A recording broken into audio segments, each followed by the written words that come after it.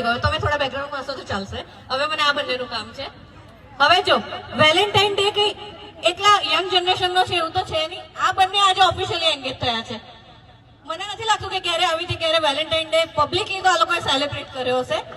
તો બંને પેરેન્ટ્સ જોડે આપણે કરાવડાઈએ વેલેન્ટાઇન્સ ડે સેલિબ્રેશન આજે. Okay, super. એક આઈડિયા છે.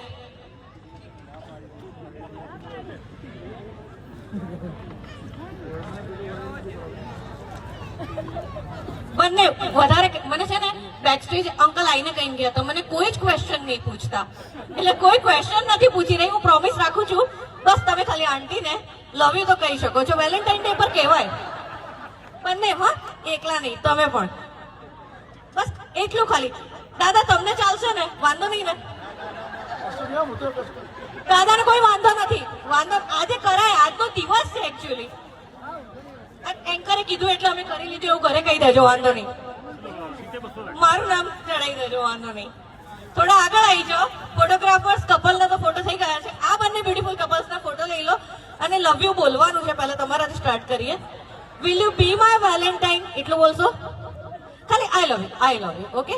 જેન્સીની મમ્મી આઈ લવ યુ. ના ચાલ. પબ્લિક ક્યાં બોલતી? કરવાના હે કે નહીં કરવાના? જેન્સીની મમ્મી આઈ લવ યુ. મમ્મી I love you.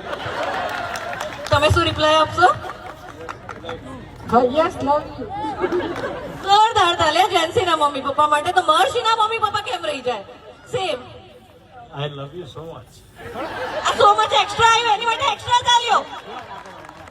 Super. Okay aunty તમે? Love you too. સુપર. બહુ જ બ્યુટીફુલ ફેમિલી છે. હવે આપણે કેક કટિંગ માટે સ્ટેજ પર કેક નહીં મંગાવી લઈએ. ઓકે.